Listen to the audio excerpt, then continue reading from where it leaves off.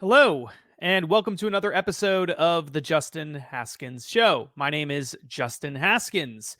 Today's episode is going to be about the economy, the Biden economy versus the Trump economy. How do they compare?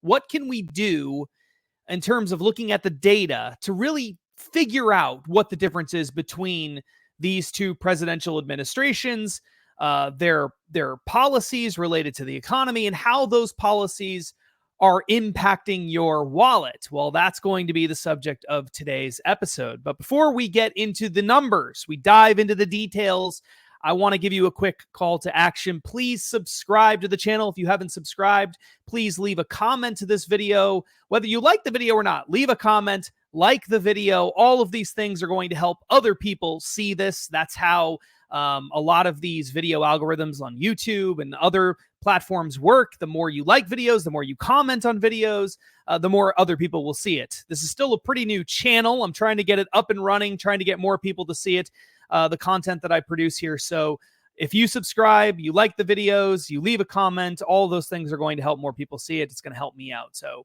cost you nothing but your time. So please feel free to do that. It would be much appreciated.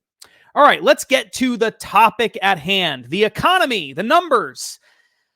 So much has been said by the Biden administration over the past couple of years about the economy. He loves to talk about how great the economy is, how this is one of the best economies we've ever seen. We have all sorts of Hollywood figures and people on MSNBC and CNN. I'm not going to drown you with CNN clips or MSNBC. I promise you, I wouldn't put you through that kind of torture. I just wouldn't do that to you.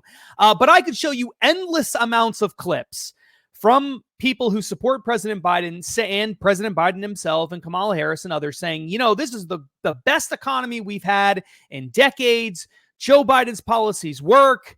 Build back better. Blah, blah, blah, blah, blah, right? But what do the numbers say? How does it compare to Donald Trump? Well, I took a deep dive into the numbers, and what I found did not surprise me, but the degree, I shouldn't say that. There are some things that I found in the numbers that did surprise me, and we'll get to that in a little bit. But the overarching conclusion didn't surprise me, and that is that during the Trump administration, prior to the COVID lockdown year of 2020, Donald Trump's economy was not a little bit better than Joe Biden's. Not just a touch, significantly, substantially, way better for regular people, for companies, all across the board. The economy was significantly better under the Trump administration than it has been under the Biden administration. Okay. Now, the reason that I put that little asterisk there and said other than 2020 is because, of course, during 2020, how could any of us forget, we had the COVID-19 pandemic, we had the lockdowns, and I just don't think it makes any sense to compare 3 years of Joe Biden to 4 years of Donald Trump, or 3 years of, especially when you consider that the fourth year for Donald Trump is full of COVID-19 pandemic stuff and lockdowns and everything else.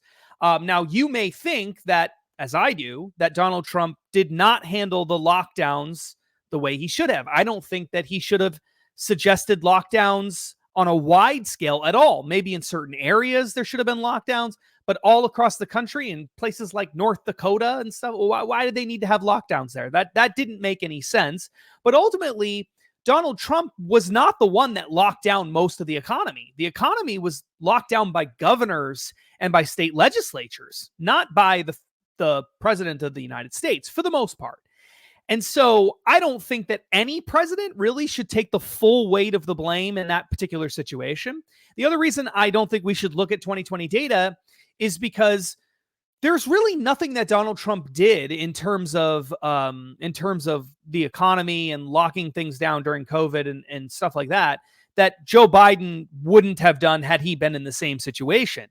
In fact, Democrats wanted to do even more lockdowns. They wanted even more government programs. And so I just don't see anything to suggest that we should compare 2020 lockdown era to what's been going on post-lockdown era, which is what that's the era of Joe Biden, right? He came into the office and the lockdowns were basically over. The economy was opening up again right as he was coming into office. The vaccines were being rolled out right as he was coming into office. He didn't have anything to do with the vaccines being created. He didn't have anything to do with the economies being reopened, not really.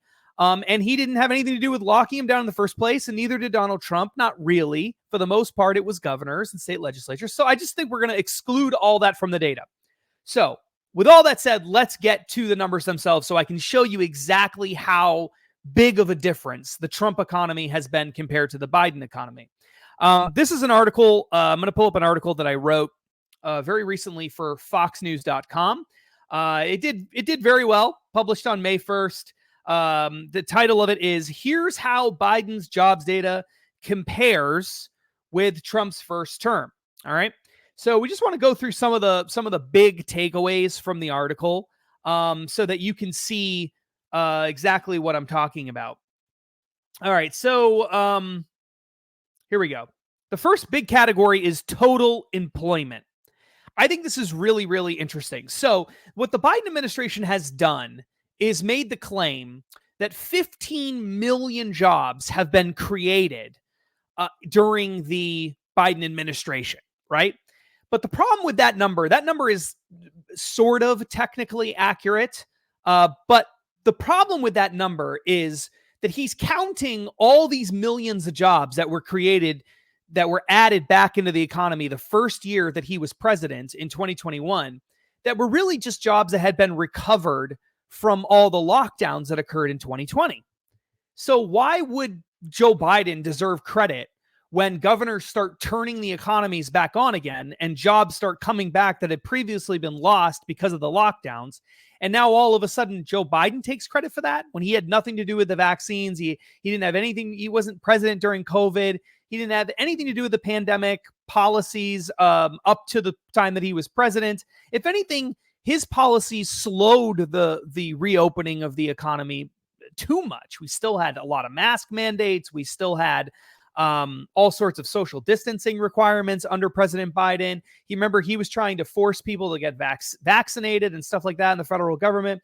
And so I don't know that he necessarily did anything that really helped recover those jobs. I think that that's wildly misleading to say that he helped bring those jobs back. Those jobs were coming back no matter what, no matter who was president. You could put anybody in there and those jobs were probably going to come back. So I think a much fairer way of looking at the data is to say, well, how many jobs have been added since the period just before the pandemic started to right now, right? So if we look at just before COVID-19 pandemic and we compare that to today, how many jobs have been added? And the answer to that is 3 million jobs. So if you want to give Biden credit for creating jobs, total employment going up, it should be 3 million additional jobs have been created compared to, if you look at the numbers right now, employment numbers right now, and you compare that to the period right before the pandemic started. Okay. That's according to the data from the U.S. Bureau of Labor Statistics. I looked all this stuff up. All right. Now, how does that compare to Trump? Well, over 3 years, you could say reasonably, fairly, that Biden has created 3 million jobs. I think that's fair to say, not that he created them, but that 3 million jobs have been created while he's been president. I think that's fair. During Trump's first 3 years in office, 6.33 million jobs were created. And of course, none of those were recovered jobs from a previous economic crash, because that really wasn't the situation when Trump came into office. The economy was still recovering kind of sluggishly from the Great Recession, but for the most part, we weren't seeing a ton of growth or anything. Things were stagnating, but we didn't have some big, gigantic crash that had just occurred, and now you have recovered jobs. So Trump added 6.33 million jobs. Biden added 3 million jobs. So Trump, twice as many jobs added. All right. But as I point out in the article here, full-time jobs, this is really, really, really important. And this surprised me, actually, the degree to the difference. It's not just about how many jobs you add into an economy, right? It's about the quality of the jobs that you're adding. Under the Biden era, those 3 million new jobs that have been added, about 2 million are full-time jobs and about 1 million are part-time jobs. So about a third, it's actually a little more than a third of the jobs added have been part-time jobs, which are obviously not something that most people want. Most people want full-time jobs, right?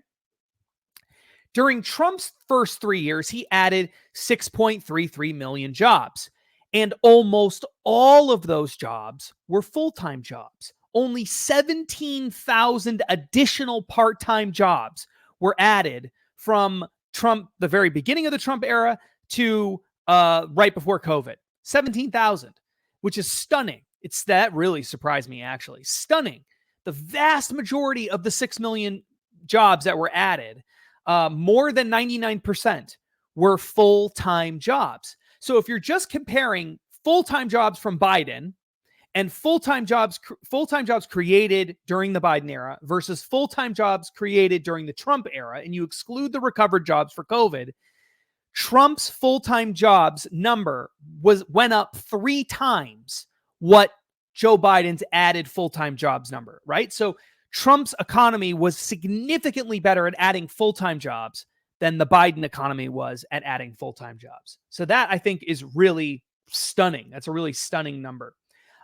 There's another really important number that's related to the full-time jobs.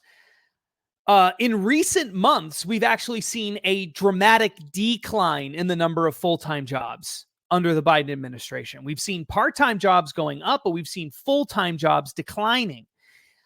The Bureau of Labor Statistics reports that the number of Americans with full-time employment dropped by more than 1.7 million. 1.7 million from November 2023 to the end of March 2024.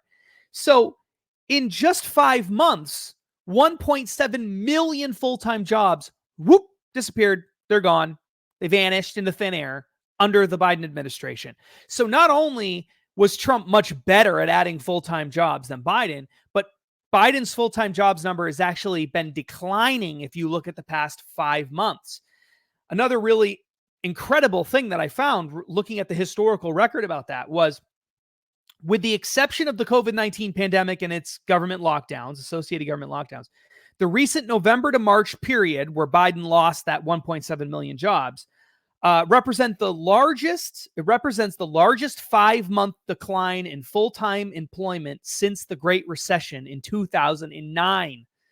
So this is really bad. Okay. We're talking about, it's been more than a decade, other than the lockdowns, it's been more than a decade since we've seen full-time jobs decline this rapidly. All right. Over a 5-month period. We haven't seen this since the Great Recession. That is really, really stunning. And it points in the direction of there being potentially bigger problems coming our way in the future as well. Another really interesting thing that I think is worth looking at when we're comparing the Biden jobs numbers and the Biden economic agenda to the Trump agenda, and that is government hiring, right? So remember what I said earlier. Trump added twice as many jobs, more than double the jobs were added in Trump's first 3 years versus Biden's first 3 years, right? When you're just comparing full-time jobs, the number of full-time jobs added by Trump was 3 times greater than the number of full-time jobs added by Biden, if you exclude the recovered COVID jobs, right? So we're already at a huge advantage for Trump. But then there's another factor. Many of the jobs added by Biden were government jobs. So they weren't real economic growth from the free market economy. They were, Biden spent a ton of money. Democrats running Congress spent a ton of money. And yes, Republican congressmen, many of them spent a lot of money as well and agreed to some of this crap. And that has taken up a giant chunk of that jobs figure.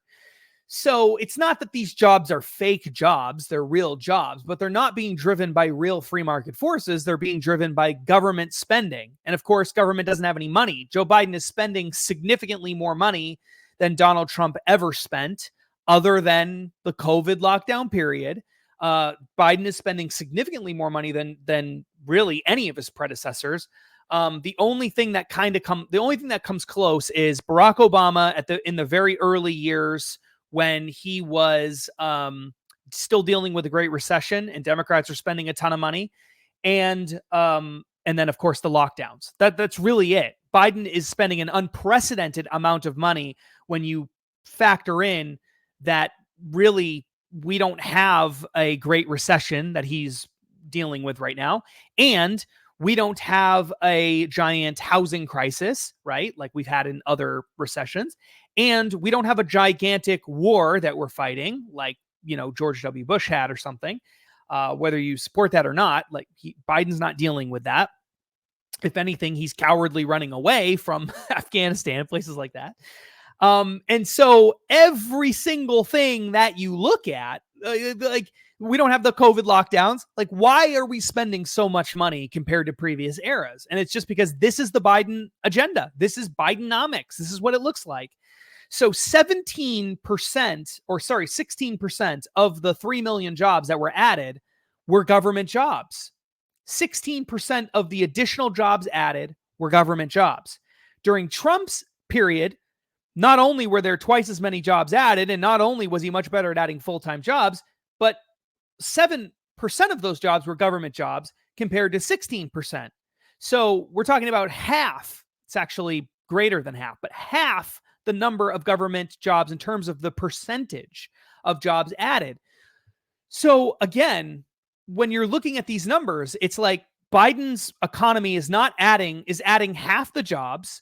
It's doing a worse job at adding full-time jobs. Okay. It's underperforming Trump in that way. And it's over relying on government jobs. So in all of these areas, we're seeing it's clear that the Biden policy agenda is inferior to the Trump policy agenda in terms of spurring job growth. Now, of course, there are other areas that we can look at, right? We can look at inflation. Inflation is a big thing. If you're just looking at the consumer price index, which I don't like for measuring inflation because the consumer price index undercounts inflation because they've been messing with the formula for a long time. And if you look at consumer price index calculations from, say, like the 1980s, and you use those figures for today, inflation is much bigger than what the current consumer price index numbers show. But generally speaking, the consumer price index is the standard for how inflation is measured. Or whether you like it or not, and I don't like it, that's the standard. And what we've seen is that since January 2021, inflation has gone up 19%. So what that means is your dollar has its value has essentially declined by 19% since January 2021. So just a few years ago, all of that it's declined by 19%. Over a similar period for Donald Trump, January to March, so January 2017 to March 2020, there was 6.29% inflation, which on an annual basis is much lower, by far much lower, and more in line with what we saw during the Obama era. So we're talking about inflation being essentially 3 times higher under Biden than it was under Trump. So not only was Trump twice as good at getting overall employment up, 3 times better at getting full-time employment up, but he was also 3 times better in terms of avoiding inflation, right? So all that government spending that the Biden administration is doing is spurring inflation, killing your dollar, and making things significantly worse. And of course, we could talk about a million other policies as well. We could look at mortgage rates. The cost of a mortgage now is much more expensive than it was under Donald Trump. That's being driven by interest rates, which have had to go up to deal with that 19% CPI inflation number that we were talking about before. Rent is much more unaffordable. Groceries more unaffordable. Gasoline more unaffordable. Electricity rates are way up. Insurance prices are way up. I could go on and on and on. Travel expenses way up. Almost any metric that you look at. Cost of fast food, that's way up. Everything is up in terms of costs. And then almost every economic figure that you can look at, especially when you take into account government spending and its impact on things, almost everything you look at indicates that things were better under the Trump administration. Okay. at least for regular working people. Now, there are certain metrics you might be able to look at related to stock prices and things like that. That's because all that government spending and all the government printing the printing of money and the Fed's loose monetary policies and all that spurred massive growth in the stock market and stuff. Of course, we saw lots of stock market growth under the Trump administration as well. But overall, when you take a big picture look at the numbers between the Trump era and the Biden era, it's really crystal clear. Crystal clear. The Trump administration's policies were significantly better for regular people than the Biden administration's policies.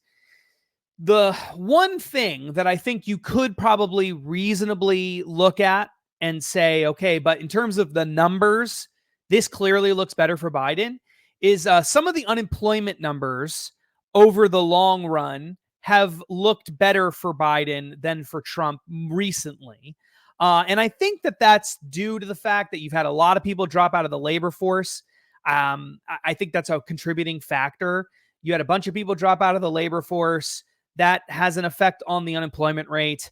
I think that, we've had lots and lots of job openings that are not being filled. So there's no doubt about that's both a kind of a plus and a minus for the Biden administration. It's a plus that there are jobs available, but it's a minus that people don't want to work for them because they're, too dependent on government and other things.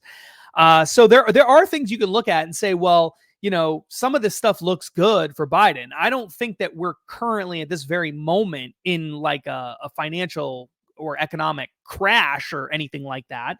But when you're comparing the numbers fairly, I think it's pretty clear that the Biden administration their policies have not worked, despite having spent trillions and trillions and trillions more than basically any other president outside of, like I said, the COVID-19 pandemic and maybe right after the Great Recession when they were doing all these bailouts for companies and stuff like that. I mean, and stimulus packages. Really, we've never spent money like this before. And despite that, we're seeing pretty unimpressive numbers in terms of the economy.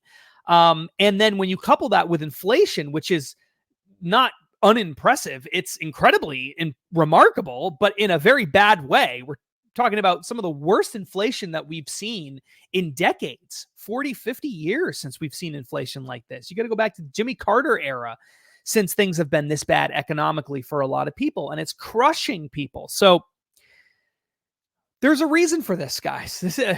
Ladies and gentlemen, there's a reason for this. This isn't just a coincidence. Putting government in increasingly more control of the economy, which is what the Biden administration has done, increasing regulations, leaning into DEI policies, obsessing over that kind of thing, spending massive amounts of money from the government, all these government stimulus programs and all this stuff, like those things don't work. They don't spur economic growth. They didn't really work that well under the Obama administration. They're failing spectacularly now. They're driving up prices for everybody. What we need is a deregulatory agenda, not in every single aspect of the economy, but in some aspects of the economy, we need to deregulate. We need to focus on domestic energy production. This is a huge problem with the Biden administration, is they're killing the oil and gas industry. And because they're killing the oil and gas industry, and they've been very upfront about this, it's driving up the cost of everything. We need to get energy prices as low as we possibly can in order to spur economic growth and to make everything more affordable. That's something that is part of the Trump agenda. Trump was probably, in terms of domestic energy production, was maybe the best president we've ever had, or at least in the modern era that we've ever had. You got to go back probably, I don't know, like 100 years or something to find somebody better. I don't know. But he was wildly successful in that area, and that spurred improvements all across the board. The Biden administration's agenda just simply doesn't work. It just doesn't work. Raising taxes doesn't work. Increasing regulations doesn't work. Imposing all these crazy DEI requirements on companies, diversity, equity, inclusion requirements. That's what DEI means. That doesn't work. Focusing on, just pumping massive amounts of money into the economy, but giving it to the big banks and financial institutions and stuff like that first, which is how a lot of this money printing stuff the Fed has been doing works. That doesn't really help anybody except for people on Wall Street and other big institutions. None of these policies work. Driving up costs for everybody. Wages are not keeping up with inflation. It's just a disaster out there right now. And unfortunately, there are a lot of metrics that seem to indicate that we could be heading for a financial catastrophe in the future, an economic catastrophe. I hope that doesn't happen, but it definitely could happen. We're seeing sharp declines in full-time employment, as I mentioned earlier. We've seen some very scary things in the stock market with the stocks being overheated. We're seeing the technology sector and stuff like that. Those prices don't really make any sense. We're seeing in the stock market. If you look at price to earning ratios and other things, we could be heading for a crash. We've seen housing prices decline actually pretty rapidly recently, although they're still really, really high compared to where they were before. Interest rates are still really high, and the Fed doesn't want to lower them because relative to what they've been for the past 20 years, they don't want to lower the interest rates because they're afraid that's going to, spur more inflation, and nobody wants that. So, this is a really dangerous time for the economy, and we could see things get worse before they get better. Again, I hope that doesn't happen, but it could happen. All of this is downstream from the Biden administration's reckless policies. I just don't think there's any way around it. But even if you think the Biden administration's policies aren't reckless, we're not headed for a crash, things are going to be okay, the numbers still very clearly show that the Trump administration's policies, even if you think the Biden administration's policies are working, the Trump administration's policies worked better. That's what the numbers very clearly show. And that's what I wanted to share with you today. So thank you so much for watching the show. That's all we've got for today. If you're interested in learning more about this particular topic, check out the show notes on YouTube. In the podcast show notes, you'll be able to find a link for this as well. I'll link to my article. Here's how Biden's jobs data compares with Trump's first term on foxnews.com. You can also go to foxnews.com and you can find the article there. You can search for it in their search bar, or you can search for it in DuckDuckGo or Google or whatever you use for your search engine, and find the article there as well. All right. Until next time, my name is Justin Haskins. Thank you so much, and stay free.